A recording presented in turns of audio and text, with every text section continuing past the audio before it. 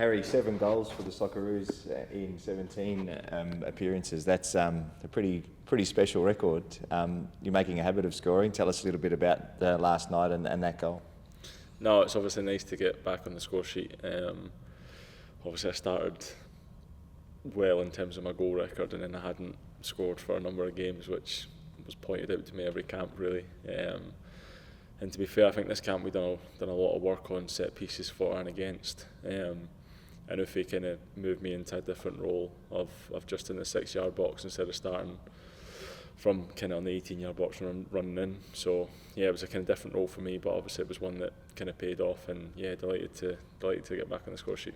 I suppose those who aren't in camp don't see the work that goes into those set pieces. So Ufuk Talay, obviously that's his department, and he works primarily on that. Can you give us an insight into how much preparation goes into preparing for those moments? Yeah, so obviously the sessions we do during the week, there'll be kind of time slotted allocated to purely set pieces. We'll kind of do them nearer to the game, so it's obviously still familiar within the lads' heads, and we'll have kind of multiple meetings about our set pieces attacking wise, their weaknesses, but also their strengths as well for their attacking and our defending. So a lot of work does go into it, and obviously it's nice when it pays off.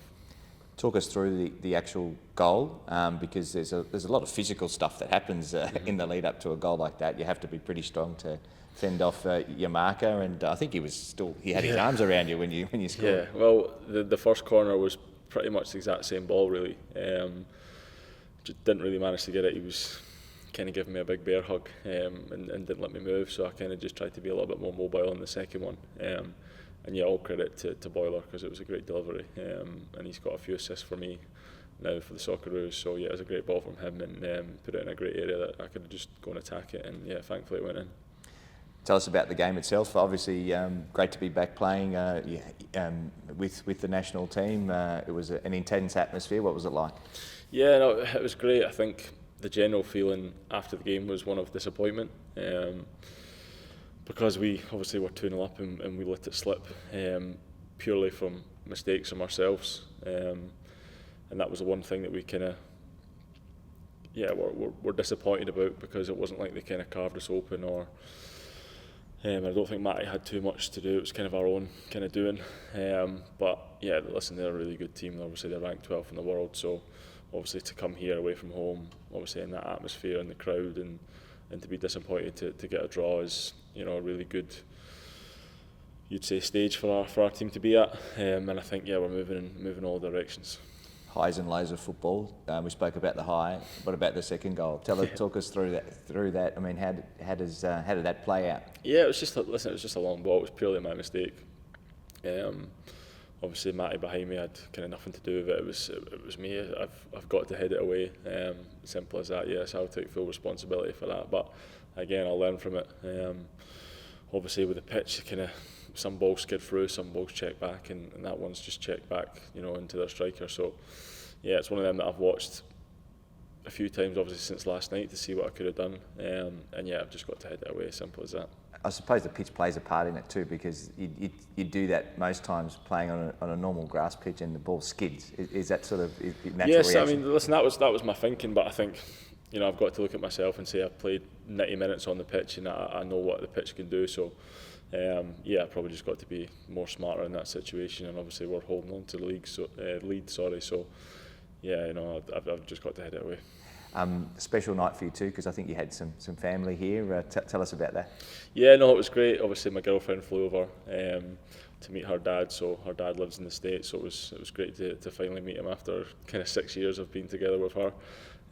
So they live up in Portland, so they flew down for the game, and I've stayed in Dallas the last couple of days, and I think they got really good seats in the box and that. So yeah, they loved it and came on the pitch after and got a few photos. So yeah, no, it was really nice experience for them, and obviously for Liv to get to the game as well, because she's only been to the World Cup, so she's not really seen me play any other games. But yeah, they've really enjoyed their time in Dallas, that's for sure.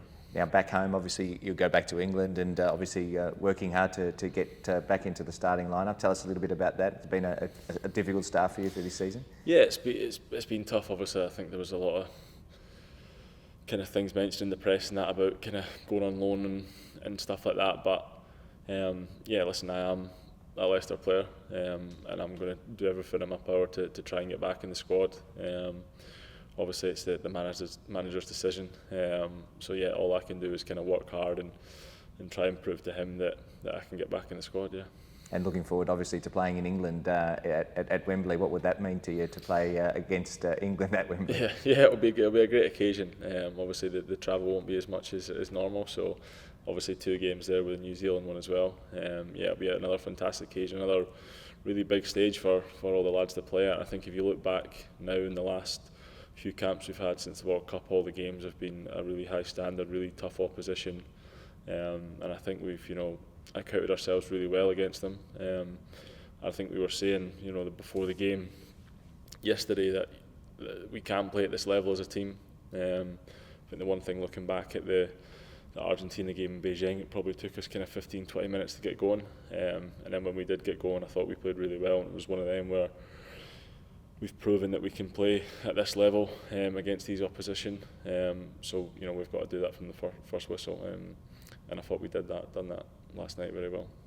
Yeah, I suppose you touch on it, and we saw how Australia's in the last few games have gone to pretty hostile environments and taken it to teams. Do you see that as a sign of maturity for the team?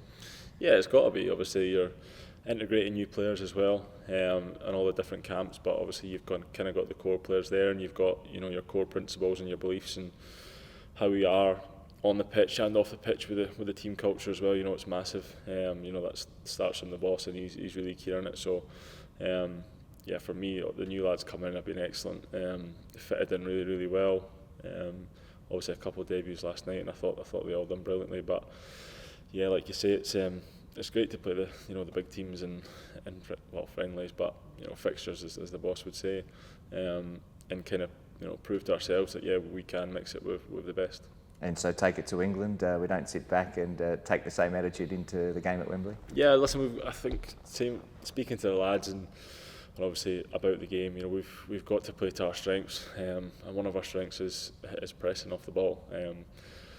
The boss is massive on high energy, and obviously we know we can't do it for 90 minutes and go gung ho. But I think when we do it, we do it at the right time, and each game we play together, we're going to get better at it. In the first half, especially last night, I thought it was really good. We won the ball back so many times. I think all the positions were covered, and we really looked like we knew what we were doing.